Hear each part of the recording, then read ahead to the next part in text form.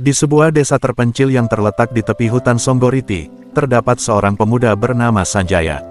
Desa tersebut bernama Telogowangi, sebuah desa yang dikenal dengan suasananya yang sejuk dan damai, dengan pepohonan rimbun dan sungai yang mengalir jernih. Meskipun desa ini tampak seperti desa biasa, ada hal yang luar biasa mengenai Sanjaya. Ia adalah keturunan langsung dari kerajaan Majapahit yang legendaris, sebuah kerajaan besar yang pernah menguasai sebagian besar Nusantara pada abad ke-14 hingga 15. Namun, meskipun darah kerajaan mengalir dalam dirinya, Sanjaya hidup sederhana bersama keluarganya di desa yang damai ini. Sejak kecil, Sanjaya telah menunjukkan kecerdasan yang luar biasa dan ketertarikan terhadap sejarah nenek moyangnya. Kakek dan neneknya sering bercerita tentang kejayaan Majapahit, tentang para raja yang bijaksana dan prajurit-prajurit yang gagah berani. Sanjaya mendengarkan cerita-cerita itu dengan penuh perhatian, dan dalam hatinya, ia selalu merasa terhubung dengan masa lalu yang penuh kejayaan itu. Namun, ia juga tahu bahwa dunia telah berubah. Kerajaan Majapahit sudah lama runtuh, dan apa yang tersisa hanya puing-puing sejarah dan cerita-cerita yang diwariskan oleh leluhur. Namun, ada sesuatu yang lebih dari sekadar cerita dalam darah Sanjaya. Sejak kecil, ia telah mewarisi kekuatan gaib yang luar biasa. Kekuatannya bukanlah sesuatu yang bisa dilihat dengan mata biasa, tetapi sesuatu yang ada dalam dirinya, yang mengalir bersama aliran darah Majapahit. Ia sering merasakan hal-hal aneh, seperti bisa berbicara dengan alam, merasakan getaran bumi, bahkan memiliki kemampuan untuk menyembuhkan penyakit dengan sentuhan tangannya. Sanjaya tidak tahu pasti dari mana kekuatan itu berasal, tetapi ia tahu bahwa itu adalah anugerah yang harus ia pelihara dan gunakan dengan bijaksana. Pada suatu hari, ketika Sanjaya sedang berjalan di tepi hutan Songgoriti, ia merasa ada sesuatu yang berbeda. Udara di sekitarnya terasa tebal dengan energi, dan sebuah suara samar terdengar di telinganya. Itu adalah suara yang telah lama ia kenal, suara yang berasal dari dalam dirinya, suara yang berbisik tentang sesuatu yang besar. Bangkitkan kembali kejayaan Majapahit. Bangunlah sebuah karya yang megah sebagai tanda penghormatan kepada leluhur. Sanjaya berhenti sejenak, menatap ke arah hutan yang lebat, kemudian matanya tertuju pada sebuah tempat yang kosong di kaki bukit. Di tempat itu, sebuah gambaran mulai terbentuk dalam pikirannya. Sebuah candi besar, megah, dengan relief-relief yang indah, berdiri tegak di tengah hutan, seakan-akan menghubungkan masa lalu dan masa depan. Tanpa berpikir panjang, Sanjaya merasa bahwa ini adalah panggilan untuknya. Aku harus membangun candi ini, pikirnya. Candi ini akan menjadi simbol kebangkitan Majapahit dan kekuatan leluhurku. Keesokan harinya, Sanjaya mulai mengumpulkan bahan-bahan untuk membangun candi. Ia memanfaatkan kekuatan gaib yang ada dalam dirinya untuk memanggil batu-batu besar dari perut bumi. Dengan tangan kosong, ia mampu memindahkan batu-batu berat yang biasanya membutuhkan alat berat untuk mengangkatnya. Batu-batu itu seakan-akan bergerak dengan sendirinya, mengikuti perintahnya. Sanjaya juga memanggil angin untuk membantu membawa bahan-bahan lain, dan air untuk membersihkan tempat tersebut agar menjadi lebih suci dan siap untuk pembangunan. Proses pembangunan candi itu berlangsung dengan sangat cepat, meskipun Sanjaya melakukannya seorang diri. Setiap hari, ia bekerja tanpa lelah, membangun candi megah tersebut dengan menggunakan kekuatan batinnya. Setiap batu yang dipasang, setiap relief yang diukir, semua dilakukan dengan penuh ketelitian dan rasa hormat kepada leluhur. Sanjaya merasa bahwa candi ini bukan hanya sebuah bangunan, tetapi sebuah manifestasi dari kekuatan spiritual yang ada dalam dirinya dan dalam tanah tempat ia dilahirkan. Banyak orang di desa Telogowangi yang mulai memperhatikan pembangunan candi ini. Mereka terkejut melihat betapa cepatnya candi itu berdiri, dan betapa megahnya bentuknya meskipun Sanjaya hanya bekerja seorang diri. Beberapa orang desa merasa takut dan ragu, karena mereka tahu bahwa kekuatan yang digunakan Sanjaya tidak biasa. Mereka mendengar desas-desus bahwa Sanjaya memiliki kekuatan gaib, yang diwarisi dari leluhur Majapahit, tetapi tidak banyak yang berani bertanya langsung kepadanya.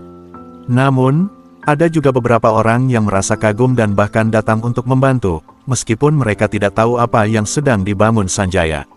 Mereka hanya merasakan aura magis yang mengelilingi tempat itu dan merasa bahwa mereka turut menjadi bagian dari sesuatu yang sangat besar. Setiap kali mereka datang, Sanjaya akan menyapa mereka dengan senyum, tetapi tidak pernah menjelaskan lebih lanjut tentang apa yang sedang ia kerjakan. Seiring berjalannya waktu, candi tersebut semakin terlihat lengkap. Pilar-pilar besar yang kokoh berdiri tegak, dan relief-relief yang menggambarkan kisah-kisah heroik dari Majapahit mulai terukir dengan indah di dinding candi. Candi itu tidak hanya megah secara fisik, tetapi juga terasa penuh dengan energi spiritual yang luar biasa. Setiap orang yang datang mendekat merasakan adanya kedamaian dan kekuatan yang besar di sekitar tempat itu. Pada suatu malam yang penuh dengan cahaya bulan, ketika candi hampir selesai dibangun, Sanjaya berdiri di depan candi dan menatap hasil kerjanya. Candi yang ia bangun bukan hanya sekadar bangunan batu, tetapi sebuah karya yang menghubungkan dunia fisik dengan dunia gaib, sebuah karya yang menjadi simbol kebangkitan dan kejayaan Majapahit. Dalam hati Sanjaya, ia merasa bahwa ia telah memenuhi panggilan leluhurnya, dan candi ini akan menjadi tempat untuk mengenang dan menghormati sejarah besar bangsa ini. Namun, di saat yang sama, ia juga merasakan ada sesuatu yang lebih besar yang menunggunya. Candi ini bukan hanya untuk mengenang masa lalu, tetapi juga untuk mempersiapkan masa depan. Sanjaya merasa bahwa kekuatan yang ada dalam dirinya tidak hanya untuk membangun candi ini, tetapi juga untuk menjaga tanah ini agar tetap sejahtera dan damai. Pada malam itu, ketika Sanjaya berdiri di depan candi, sebuah cahaya terang menyinari candi dari langit. Cahaya itu datang dari arah gunung-gunung yang jauh di belakang desa Telogowangi, dan seakan-akan memberikan berkah kepada Sanjaya. Dalam cahaya itu, ia merasa roh-roh leluhur Majapahit hadir, memberikan restu atas apa yang telah ia lakukan. Candi yang ia bangun kini tidak hanya menjadi simbol kejayaan masa lalu, tetapi juga menjadi tempat yang penuh dengan energi positif untuk masa depan bangsa ini. Sanjaya tahu bahwa tugasnya belum selesai. Candi itu hanya langkah pertama. Ia harus melanjutkan perjuangan leluhurnya untuk menjaga kedamaian dan kesejahteraan tanah Nusantara. Dengan penuh keyakinan, Sanjaya memandang candi yang megah di hadapannya, dan ia tahu bahwa kekuatan Majapahit yang ia warisi akan selalu ada, mengalir dalam dirinya, untuk melindungi tanah ini dan generasi yang akan datang. Candi yang dibangun oleh Sanjaya di desa Telogowangi menjadi sebuah simbol kebangkitan dan kekuatan bangsa Indonesia, sebuah karya yang tidak hanya megah secara fisik, tetapi juga syarat dengan makna spiritual yang mendalam. Dan Sanjaya, pemuda keturunan Majapahit yang sederhana, telah membuktikan bahwa meskipun zaman telah berubah, semangat dan kekuatan leluhur tetap hidup dalam darah anak bangsa. Hari demi hari berlalu di desa Telogowangi, dan candi yang dibangun oleh Sanjaya semakin terlihat megah. Pilar-pilar batu besar yang tegak kokoh, relief-relief yang menceritakan kisah-kisah kejayaan Majapahit, serta arsitektur yang menakjubkan menjadikan candi tersebut sebuah karya agung yang memancarkan energi luar biasa. Meskipun hanya seorang pemuda desa, Sanjaya telah mewujudkan sesuatu yang tidak hanya menghubungkan masa lalu dengan masa depan, tetapi juga menjadi simbol kebangkitan semangat leluhur yang selama ini tertidur dalam darahnya. Namun, pembangunan candi tersebut bukan tanpa tantangan. Seiring dengan semakin rampungnya candi, Sanjaya mulai merasakan adanya gangguan yang datang dari luar. Beberapa orang dari desa, yang sebelumnya merasa takut akan kekuatan gaib yang dimilikinya, mulai meragukan apa yang sedang ia lakukan. Mereka melihat perubahan yang terjadi di sekitar candi, dan beberapa kejadian aneh mulai terjadi di desa tersebut. Tumbuhan yang biasanya tumbuh liar di hutan Songgoriti mulai tumbuh dengan subur di sekitar candi, dan hewan-hewan yang biasanya menghindari manusia mulai mendekat. Udara di sekitar candi terasa lebih segar dan penuh energi, tetapi ada juga yang merasa bahwa ada sesuatu yang tidak biasa. Pada suatu malam, ketika Sanjaya sedang duduk di depan candi yang hampir selesai, seseorang mendatangi. Itu adalah Pak Suto, kepala desa Telogowangi yang sudah cukup tua. Ia datang dengan langkah hati-hati, tampak ragu, tetapi juga penasaran. Wajahnya menunjukkan kelelahan dan kegelisahan. "Sanjaya, anakku," Pak Suto membuka percakapan dengan suara berat. "Apa yang sedang kamu lakukan ini? Semua orang di desa mulai merasa ada yang aneh dengan candi yang kamu bangun. Ada yang bilang tempat ini penuh dengan energi yang tak biasa. Aku khawatir, Sanjaya, apakah ini benar-benar jalan yang tepat?" Sanjaya menatap Pak Suto dengan penuh perhatian. Ia bisa merasakan kekhawatiran yang mendalam dalam diri kepala desa itu. "Pak Suto, aku membangun candi ini untuk menghormati leluhur kita. Ini bukan hanya tentang batu dan relief, tetapi tentang menghubungkan kita dengan kekuatan yang lebih besar, dengan sejarah kita yang agung." Pak Suto menghela napas panjang. "Aku tahu, Sanjaya, tapi candi ini bukan hanya sekadar bangunan. Ada sesuatu yang lebih dari itu, kan?